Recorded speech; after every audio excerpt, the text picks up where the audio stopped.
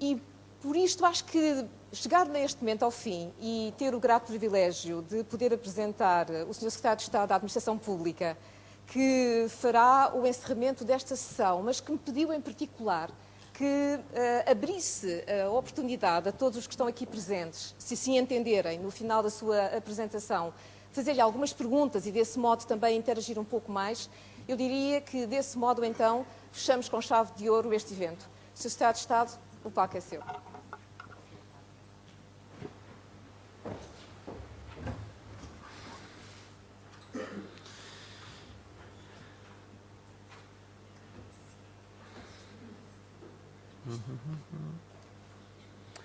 Muito boa tarde a todos.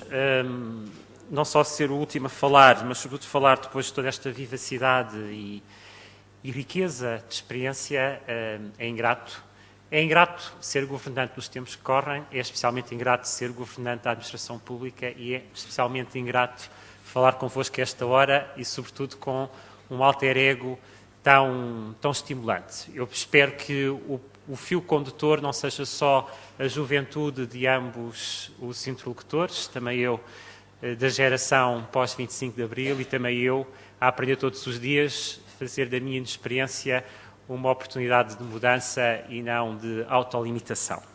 Eu gostava de participar e dar o meu contributo para esta reflexão, que sei que foi mais uma vez muito estimulante, sem mais de iniciar com um agradecimento muito particular à organização, à PDC, por este convite que muito me honra, transmitir-vos os cumprimentos do Sr. Ministro de Estado das Finanças e desejar os mesmos sucessos, ou mais ainda, às iniciativas da Associação. A minha intenção era, como dizia a doutora Anabela, partilhar convosco algumas reflexões em torno do caminho que foi feito desde 2005 na área da administração pública, parar um pouco para pensar os desafios que temos pela frente e abrir um pouco o jogo relativamente a algumas das prioridades que muito em breve serão dadas a conhecer de forma mais detalhada, desde logo numa área muito cara a todos vós e também a todos nós, penso eu, que é a área da formação e da qualificação dos recursos humanos e, portanto, tentar colocar um enfoque particular nessa vertente. Pois bem, que caminho para uma administração pública capaz de responder aos desafios do século XXI, em particular o eixo de qualificar a administração pública para a excelência. Aqui eu penso que durante o dia e ao longo dos nossos percursos percebemos que o mundo do trabalho está a mudar de forma muito radical e acelerada. Sabemos, não desta forma tão drástica como estas imagens retratam, mas que também os trabalhadores, eles próprios estão a mudar e as condições em que eles se movem. E estes objetivos globais para uma administração pública capaz de responder aos desafios do século XXI levam-nos a ter que encarar as metas de melhor serviço, de maior eficiência, de mais trabalho em rede e melhor trabalho em rede e menos despesa. Não seria eu um membro da equipa do Ministério das Finanças e, portanto, dizer-vos que para trazer sustentabilidade a estes eixos de qualidade de excelência, não vale a pena acharmos que estes eixos pairam no ar desligados do vil metal ou desligados dos recursos escassos. E, portanto, despesa aqui num sentido qualitativo e não no sentido castrador, diria eu, no sentido de permitir que excelência, eficiência, melhor serviço e melhor rede sejam sustentáveis. Porque esse é, de facto, um dos problemas que ainda temos hoje, mas que, sobretudo, tínhamos em 2005. Um problema de uma administração pública insustentável.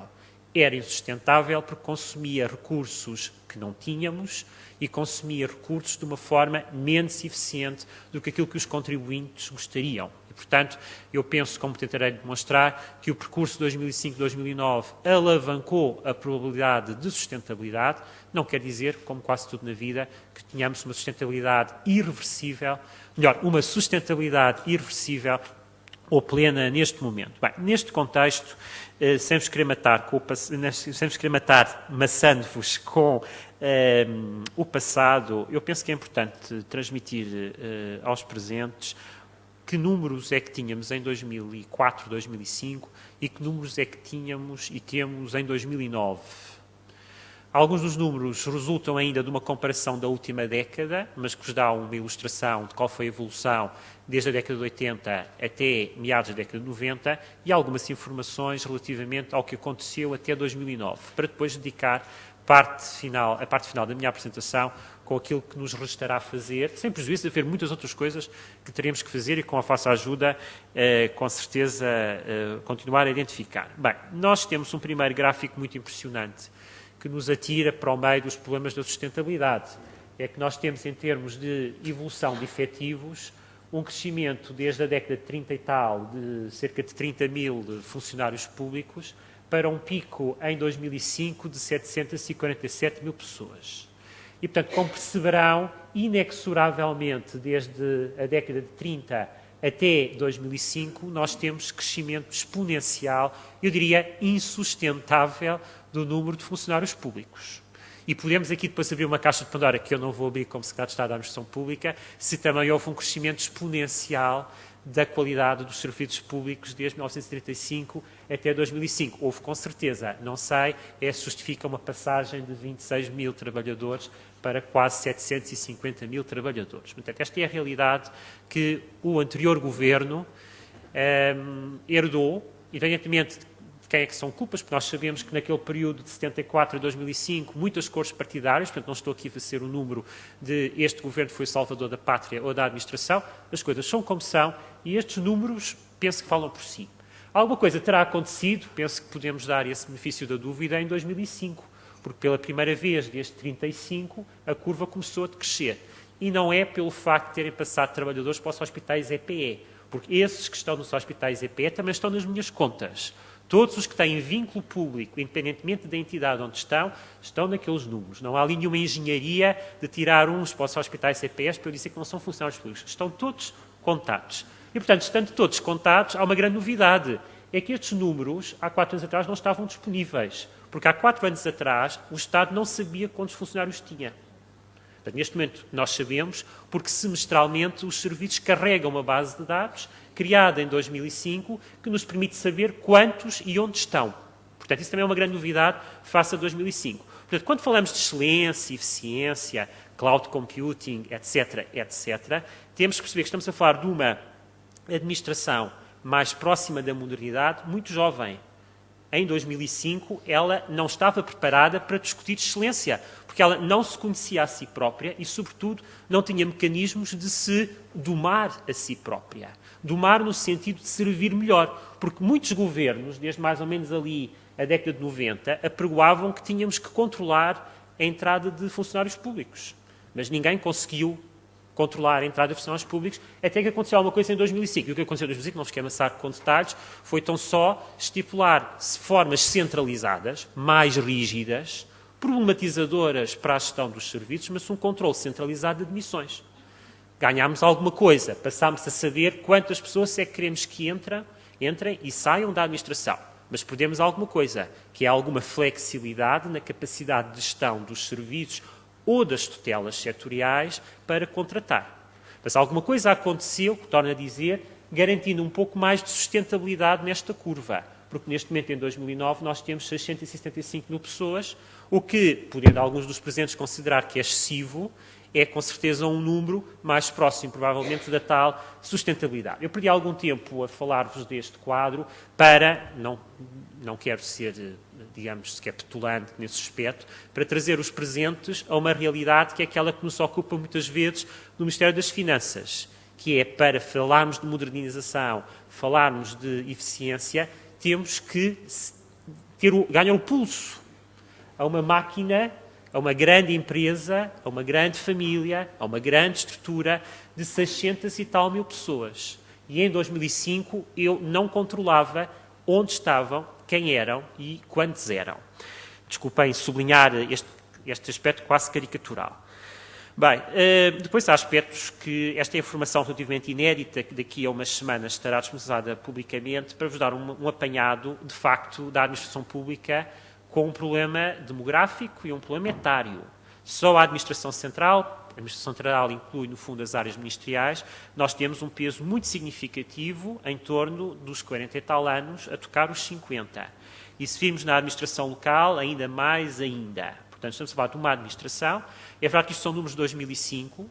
Os fenómenos mais recentes, não deste trimestre, mas também acentuado por este trimestre, de reformas antecipadas, terá desequilibrado um pouco esta, mas não deve ter alterado. Não são 15 mil pessoas, as tais 15 mil pessoas que saem do Estado e que trazem o caos a uma administração de 645 mil pessoas, torna-se sublinhar, não será, portanto, esse o efeito que alterará muito este problema de ordem demográfica, que é como é que, numa altura de contenção da admissão de funcionários, eu consigo rejuvenescer e renovar. Portanto, é um dilema que, neste momento, como deve imaginar, nos consome muito no Governo e no Ministério da Justiça e Administração Pública. Temos uma regra de uma entrada por pelo menos 2 saídas.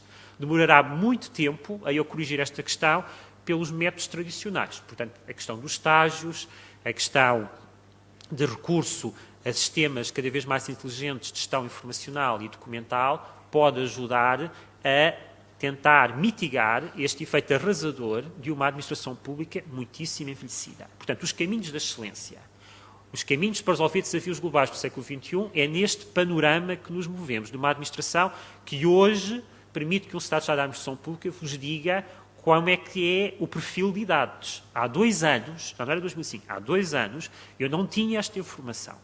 Portanto, podemos discutir como é que é possível, mas não tínhamos esta informação. E, portanto, tem que se perceber que os decisores políticos agora têm ferramentas que antes ou não tinham, ou não lhes queriam dar, ou não tinham capacidade de pedir. E aí, esse aspecto, agradeço a muitos dos presentes, porque muitos de vocês, ou das vossas empresas, ou dos vossos institutos, permitiram que isto seja possível, porque isto não é obra, digamos, de governantes, é obra de serviços que façam parcerias com o mercado, e se isto era possível em grandes multinacionais, em grandes empresas, foi com certeza possível replicar a uma escala maior. Bem, depois queria-vos dizer, naturalmente, que há boas notícias. Aliás, eu penso que tudo isto que estou a dizer é uma boa notícia. É uma administração começa a perceber onde é que são os seus pontos fortes e os seus pontos fracos. Mas reparem como foi a evolução da década de 80 até 2005 em termos do peso de técnicos superiores, por exemplo, com licenciatura na administração central. Portanto, vocês reparem que passam de 15 ponto tal na década de 80 para quase 40% de licenciados. É uma oportunidade. É uma gestão da mudança muito positiva.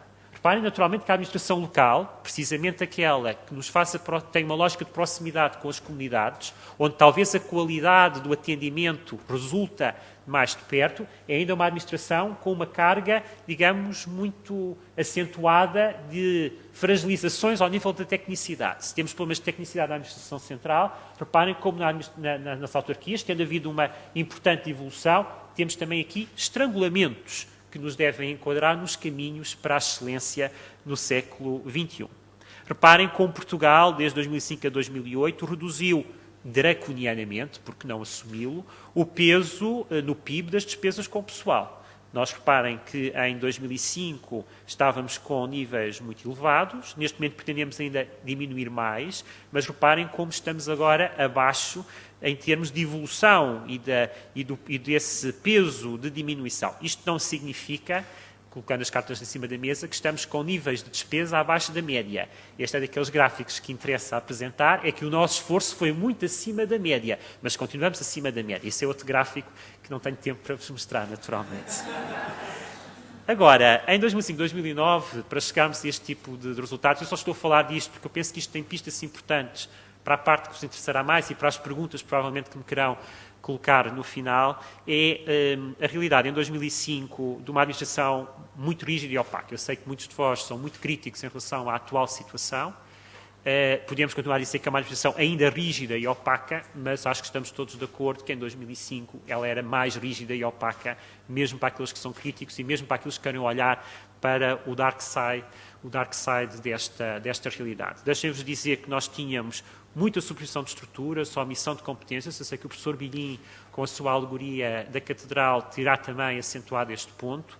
Podemos discutir se fizemos o que podíamos ou o que devíamos, mas, de facto, algo foi feito importante para evitar esta superposição.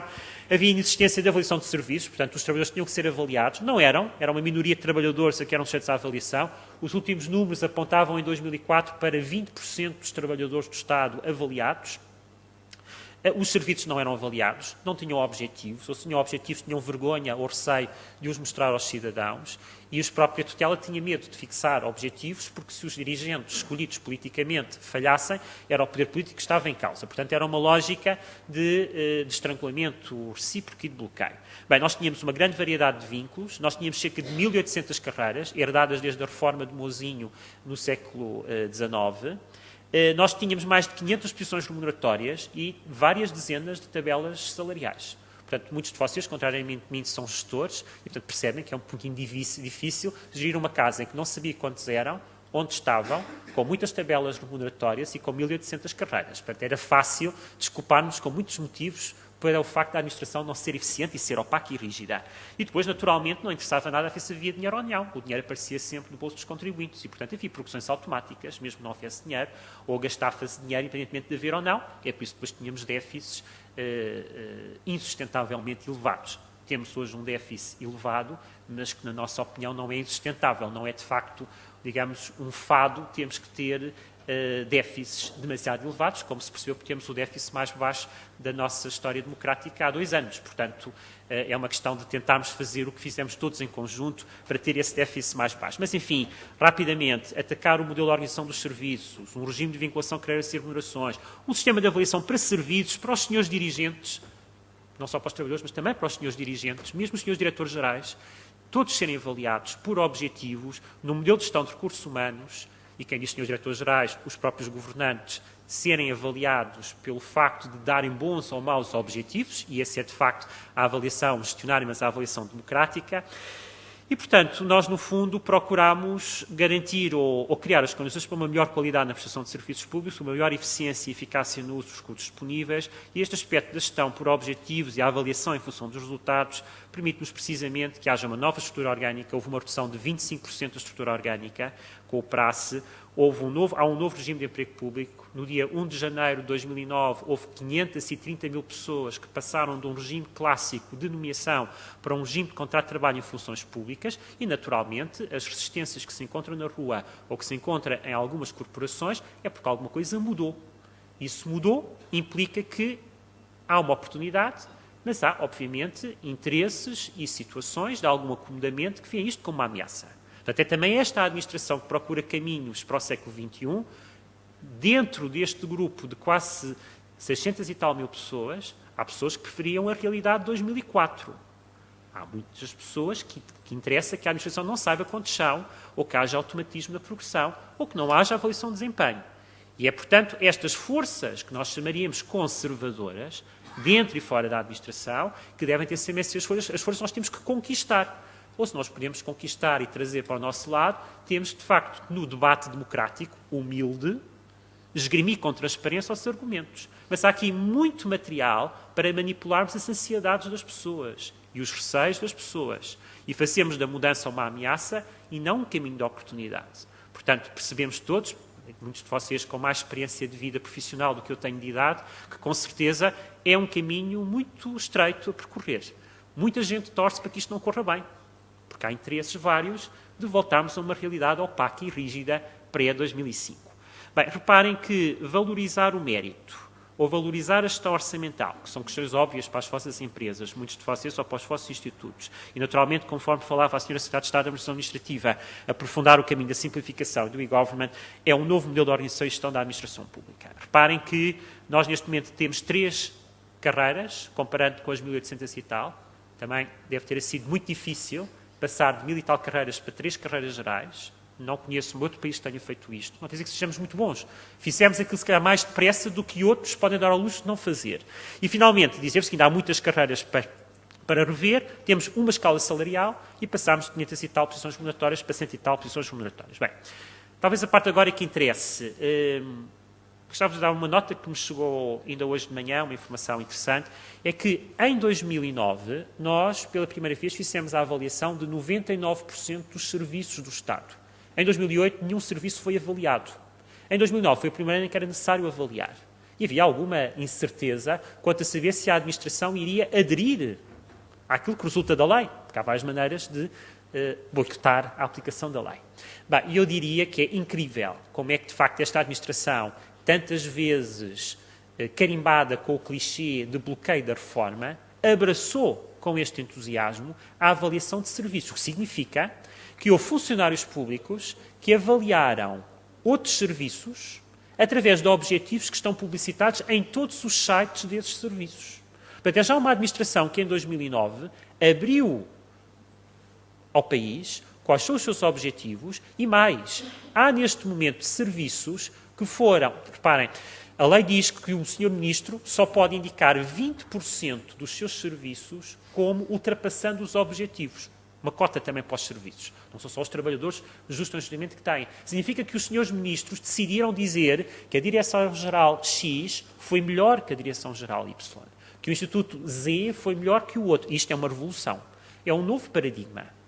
E, portanto, estamos a falar que 99% dos serviços estão, de facto, neste comprimento de onda. É um sinal de expectativa e de esperança para 2010 e para os próximos anos.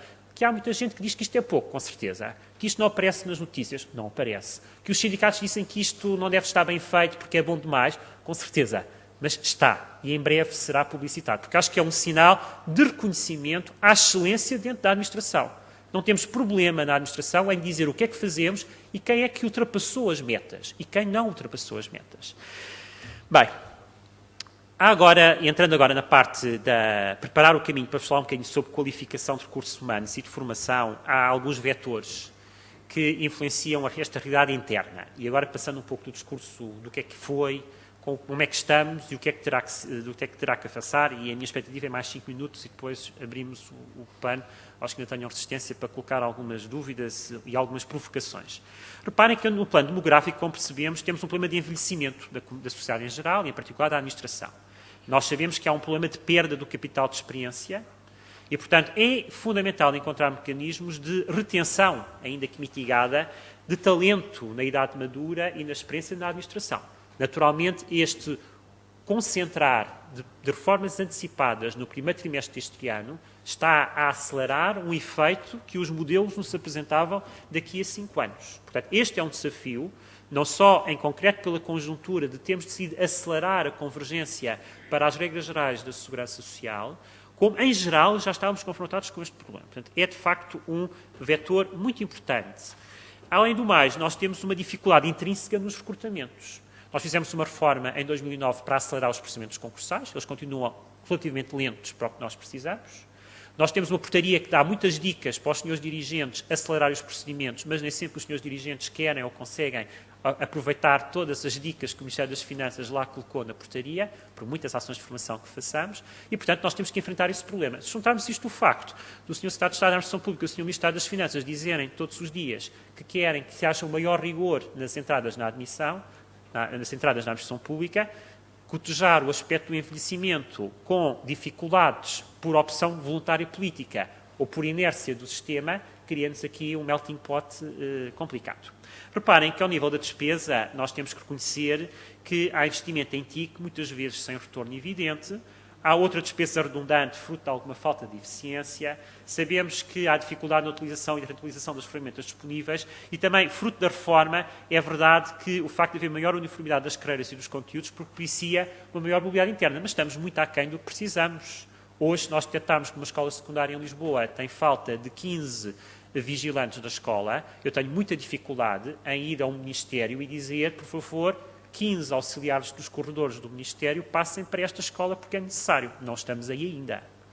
Antes, em 2004, um trabalhador que estava no 5º piso e nós queríamos mudá-lo para o 4º piso na mesma direção-geral, bastava dizer que não queria e ninguém o tirava do 5º piso para o 4º piso. Isso acabou.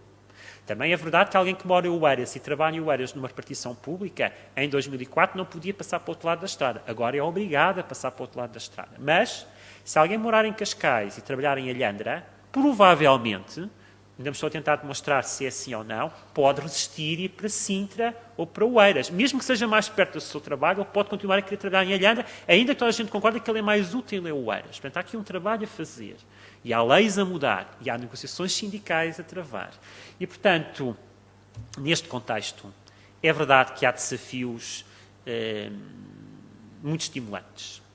Esta visão holística da organização, uma organização que não se acomoda e quer ir mais além, interativa, este sentido de pertença e de ética de serviço público, que estamos em tempos muito ingratos neste ponto, porque as pessoas acham que são tratadas com números, quando todos os dias as pessoas deviam ter sinais de que não são tratadas como números, porque, de facto, são-lhes dados objetivos, há prémios de desempenho, o que antes não existia. Neste momento há milhares de pessoas que recebem um prémio de desempenho porque são excelentes, quando em 2005 ninguém recebia prémios de desempenho na administração pública, e este aspecto de sentido de pertença é algo que nós estamos a tentar enfrentar precisamente na parte que agora, para concluir, vos apresentava, que é novas competências e qualificações e, sobretudo, uma política inclusiva das necessidades e das competências dos colaboradores. Como?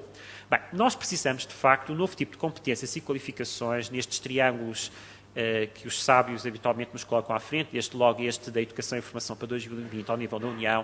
Nós precisamos de trabalhadores e dirigentes. Eu hesitei aqui em colocar só trabalhadores, porque os dirigentes também são trabalhadores, mas para não haver dúvidas, são trabalhadores e dirigentes que têm que estar mais qualificados e capazes de responder aos desafios. Trabalhadores e dirigentes mais adaptáveis a realidades complexas e que são mutáveis. E também trabalhadores e dirigentes que sejam mais produtivos e que não estejam no rame-rame do business as usual e que estejam focados em resultados. Eu acho que aqui há, de facto, um novo paradigma muito forte. Eu acho que este é, talvez, destes vetores, um dos que mais evoluiu. Bem, mas depois temos trabalhadores e dirigentes que devem funcionar de uma forma mais colaborativa, com capacidade de melhorar relações interpessoais. E aqui há muito a fazer. Por exemplo, na questão do CIADAP, na avaliação de desempenho, é suposto que os dirigentes fixem objetivos de forma contratualizada com os seus colaboradores.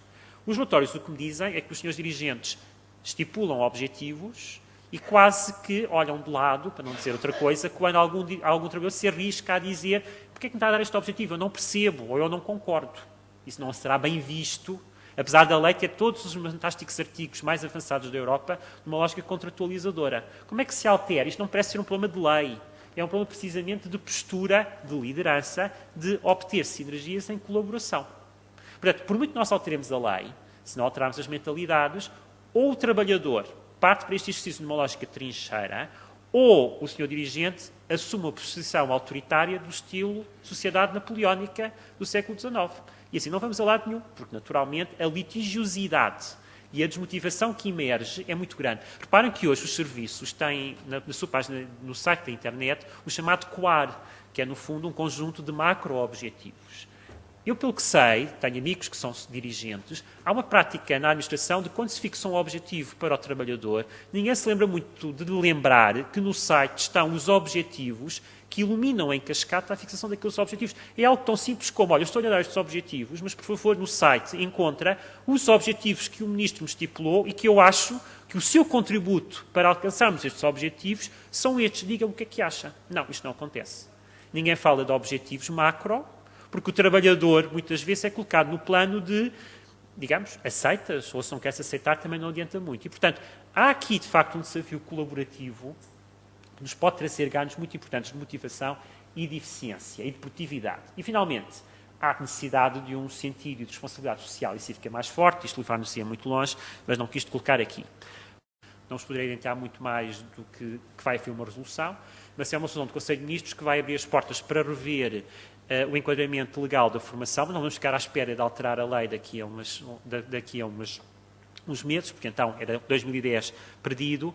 Há já na calha um conjunto de iniciativas piloto que passam, por exemplo, por garantir uma formação inicial obrigatória a qualquer funcionário público, qualquer pessoa que entra para o Estado tem uma ação de formação inicial que possa reforçar aquele elemento de pertença, aspectos éticos, etc., mas sem prejuízo depois da formação técnica específica. Nós temos que nos dirigir à formação para aqueles que estão no front office e que, independentemente de serem dirigentes ou não serem licenciados, são aqueles que são a espinha dorsal do atendimento ao público e, portanto, esses hoje estão privados na prática de formação, portanto, tem que haver um eixo para a qualidade de atendimento. E depois, atendendo ao problema demográfico que temos, eu tenho que garantir, em média, basta-me mais um ano de permanência na administração de jovens quadros, de pessoas de elevado potencial, para isso ter um ganho muito importante para a administração. Eu tenho que arranjar maneiras, já que, como já perceberam, não estou em condições de fazer um aumento dos salários, dos vencimentos, não tenho margem orçamental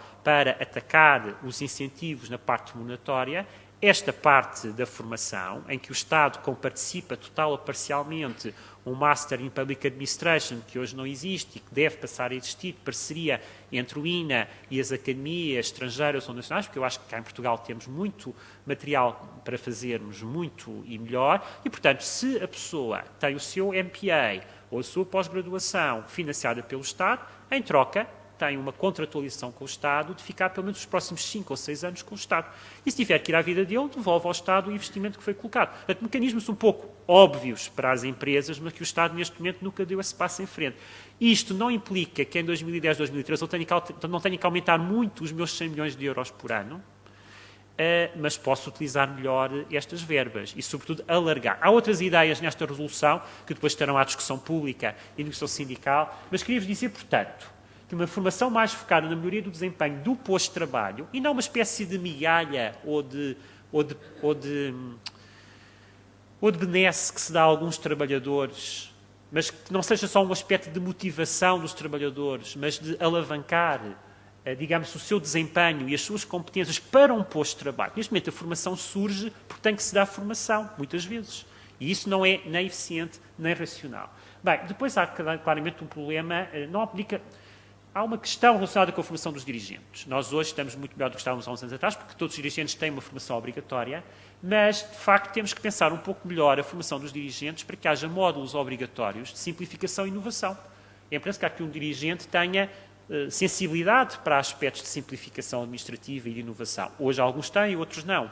Aspectos de gestão comportamental, de gestão de conflitos e, portanto, estes aspectos de liderança que hoje estão em alguns dos módulos de formação obrigatórios do INA têm que ser sistematicamente colocados na segunda geração de formação, porque a formação de 2005 está a caducar e é necessário agora que haja uma nova portaria do INA que abra novos horizontes para a formação dos dirigentes. Bem, mas dentro destes pequenos, grandes passos, reparem, como vos dizia, que é necessário um melhor acolhimento e formação inicial a todos os que entram na administração e é necessário, obviamente, implementar um ciclo virtuoso de avaliação, de reflexão, de adaptação, que é isso que estamos a fazer em passo acelerado e tentar recuperar em poucos anos aquilo que nos últimos 20 anos está relativamente adormecido, que é uma formação que, por uma certa inércia, vai avançando ou não avançando.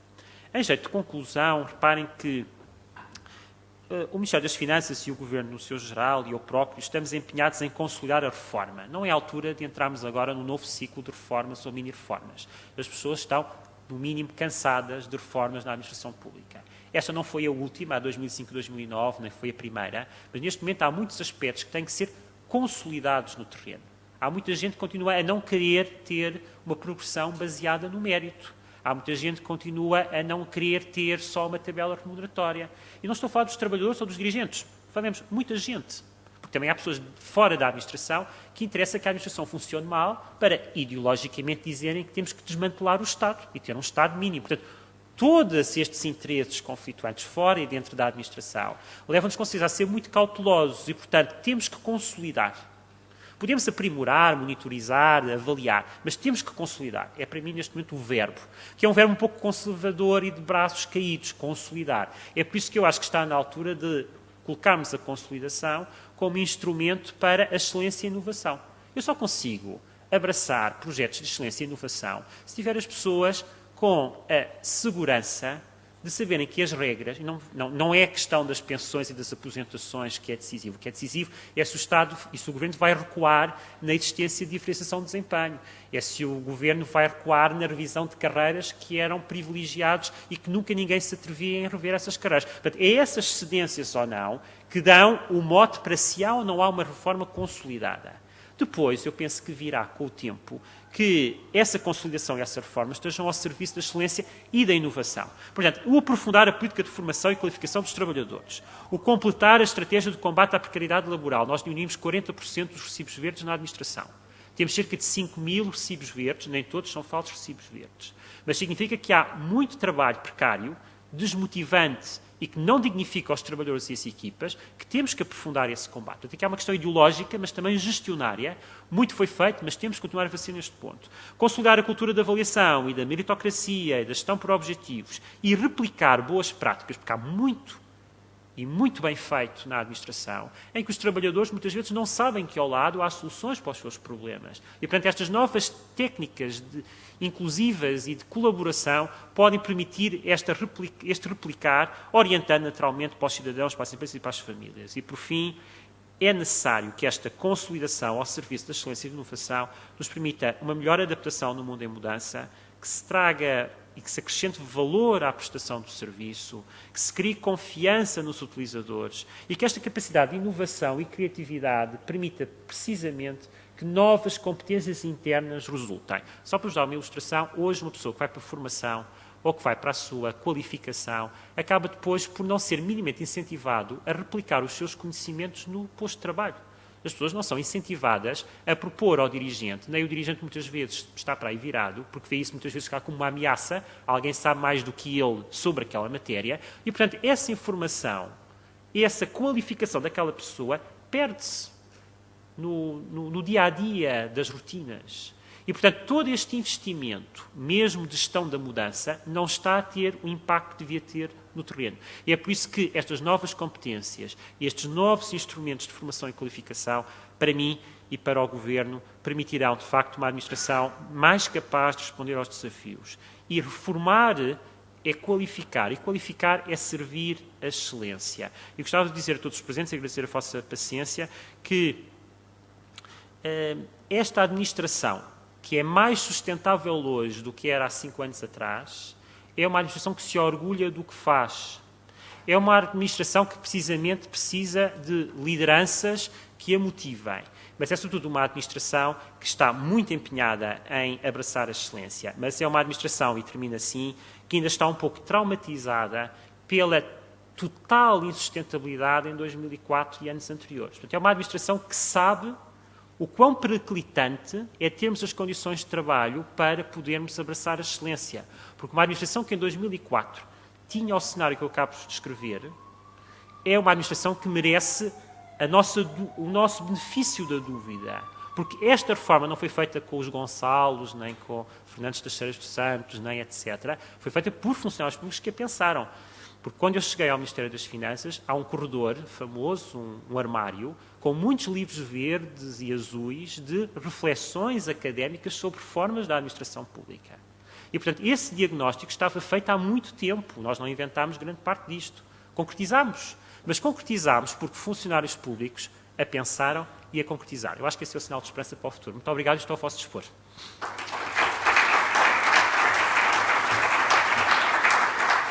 Obrigado. Não sei se me querem aqui ou sentado, mas se alguém tiver alguma dúvida, alguma questão, teria muito gosto atendendo à hora. Boa tarde, mais uma vez. Boa tarde. Boa tarde. Sr. Secretário de Estado, que já falou há pouco da avaliação de desempenho do CIADAP e de alguns maus exemplos que acontecem na comunicação dos objetivos macro. Eu gostaria de partilhar um bom exemplo que também usar. A nível da divisão, eu trabalho no Poder Local, na Câmara Municipal de Lisboa, e ao nível da comunicação de objetivos dentro da divisão à qual eu pertenço, e para 2010, olhámos primeiro para o plano de governo da cidade. A partir daí foram definidos os objetivos macro para a direção municipal. Com base nos da direção municipal, definiram-se os das divisões, inclusive o da divisão a que eu pertenço, e aqui entro eu no papel. Depois, com base em leitura do plano do governo, dos objetivos macro da direção, nos objetivos macro da divisão, em grupo de coordenação, eu coordeno um serviço dessa divisão, fui pensar possíveis objetivos para as pessoas a quem eu coordeno. Reuni com grupos de pessoas de que eu coordeno para que elas pudessem participar na escolha desses mesmos objetivos. E quando estes objetivos foram aprovados superiormente, já todo o funcionário os conhecia.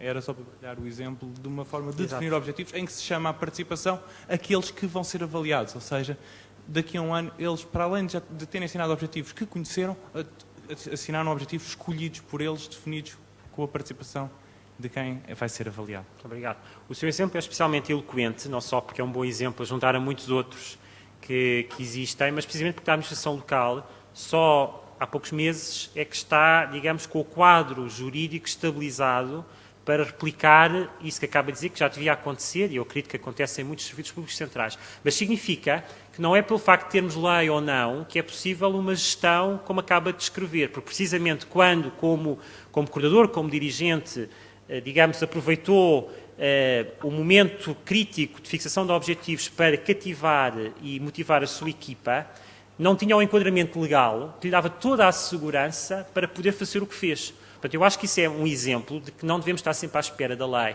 nem do plano normativo ou do impulso das negociações sindicais entre o Governo e os sindicatos para precisamente fazermos o que tem que ser feito. E o que tem que ser feito é, se eu quero trazer os meus colaboradores para um projeto, para um desafio, eu tenho que fazer com que eles sintam que aquele é o seu desafio e o seu objetivo. E, portanto, felicitá-lo e esperar que seja o primeiro de muitos anos, ou um ano de muitos anos de boa gestão. Agora, permita-me só acrescentar mais uma coisa. Um dos meus objetivos foi, um dos objetivos que eu depois escolhi para mim, que comuniquei diretamente à equipa que coordeno, foi que eles teriam que cumprir os objetivos deles para eu ter um dos meus cumpridos. Uhum. Se pelo menos 2 dos objetivos que eles têm forem superados, então eu posso superar o meu. Mas para que sejam cumpridos, eles têm que cumprir. Ou seja, pus-me também à disposição deles para... Exato. Se falharem, eu também falho. Exato. A lei, de facto, está toda ela pensada nesta lógica. O que nós depois temos que monitorizar, e é por isso que depois as auditorias da Inspeção-Geral de Finanças trazem sempre aquela carga de algum impacto, é de que temos que verificar, de facto, se aquilo que a lei pretende, que é um pouco isso que está a dizer, é totalmente aplicado ou não. Eu acredito que, globalmente, que sim. Não sei se mais questões, por favor. Esta foi uma questão muito friendly, se houver outras mais hostis. Hostis não. Olha, vamos começar a cantar os parabéns outra vez, se for preciso. Eu só queria perguntar uma coisa. O Sr. Secretário de Estado também tem objetivo? Tenho. Um dos objetivos que me é dado pelo programa de governo é precisamente levar a formação a 100% dos trabalhadores até 2013. É um objetivo bastante ambicioso com estes números. É um objetivo. Outro objetivo, por exemplo, é permitir que a administração pública continue a saber quantos e onde é que temos os trabalhadores. O que não é garantido, porque os sistemas, como sabe, são fiáveis e há muita gente que não quer dizer quantos trabalhadores tem. Portanto, há vários objetivos. Há objetivos mais macro, mais estimulantes, dou-lhe um exemplo. Há outros mais prosaicos do dia-a-dia. Mas, para mim, os meus objetivos, deixe-me dizer, Sr. Professor, resultam do programa de governo e, sobretudo, daquilo que resulta... da missão e da visão que nós temos para esta administração pública. Eu não falei do aspecto da visão, mas a visão que nós temos, e eu penso que é partilhada, é de uma administração de excelência e de qualidade ao serviço, de qualificação dos serviços, não é? Mas diga. Eu estava a perguntar se tem no âmbito do mesmo sistema de CEDAP não. Portanto, mas quer dizer, os dirigentes de topo da administração e do governo também são incluídos por isso. Eu digo isto porque no técnico estamos, como em toda a universidade, no ensino superior, a fazer os passos dentro do sistema académico de avaliação, e até o que está a estudar no técnico, estamos satisfeitos de uma base científica sólida, tem bom senso, tem rigor, e estamos todos a fazer isso. Eu acabei de escrever um contributo para uma luz da frequência no técnico, tenho tido uma discussão com o presidente do técnico, que é a seguinte, é que eu acho que, não tendo havido este sistema no passado, e tanto nós a co-desenhar um conjunto de sistemas adequados à nossa realidade, eu tenho dito que não é só os objetivos, mas a forma como se procede a avaliação que é importante. Porque é daí que vai derivar a autoridade moral da instituição para depois atuar sobre o resultado. E agora escrevi à CDI que, na minha opinião, primeiro no técnico deviam-se avaliar todos os catráticos sem exceção. Publicaram-se os resultados, portanto, os objetivos, as métricas, que aqui estão claras, e os resultados da avaliação. E não havia avaliação de um professor associado nem auxiliar sem isso estar feito para todos os catedráticos, sem exceção. E depois fazia-se os associados. E só depois é que eles auxiliares. O Presidente do técnico, aliás, respeito muito e até concordo pessoalmente com isso, diz que isto é ilegal. A lei não permite isto. E diz, não, eu tenho dito, o que é que vai suceder? Se 10% dos catedráticos não entregaram nada. Por isso a lei diz que pomos processos disciplinares. Eu estou-lhe a dizer isto, é que fiz a pergunta, porque eu acho que o exemplo vai de cima. O exemplo vai de cima. E que eu considero inconcebível numa estrutura de uma determinada organização que se nós metemos um sistema de avaliação a andar, com determinados critérios, os de cima, esteja na lei ou não, sejam os primeiros a fazer. Os primeiros a mostrar como é que é. Por isso é que eu fiz a pergunta. Então, explicando melhor, o sistema que temos é que os membros do Governo não são avaliados pelo CIADAP, enquanto trabalhadores, mas a novidade é que os dirigentes, todos, mesmo diretores-gerais, subdiretores-gerais, presidentes de institutos, etc., todos são avaliados. E a novidade também é que temos a avaliação dos serviços, que de certa forma acaba por replicar na avaliação dos dirigentes. Portanto, de facto, temos agora o que podemos chamar uma universalização do sistema de avaliação, mas só desde 2008/2009. E, portanto, só em 2010 é que pela primeira vez tivemos os serviços avaliados em 2009, os tais 90 e tal %, porque a lei diz que desses só 20% é que podem ter a distinção de excelente. E também diz que só 5% dos diretores-gerais por ministério é que podem ter, de facto, essa avaliação de excelente. Agora, há algo que eu ainda não consegui, mas que faz parte dos meus objetivos, é que haja prémios de gestão para os dirigentes. Porque, de facto, esse é talvez um grande incentivo, temos que reconhecer, para que os dirigentes percebam qual é a relevância de cumprirem a sua carta de missão ou não. Porque o sistema tal como está, pode haver, um ego reforçado em termos profissionais de ter sido um bom diretor-geral, mas, de facto, nem todos os incentivos que estão previstos na lei estão já eles implementados. Mas penso que fui ao encontro de lhe dar essa informação.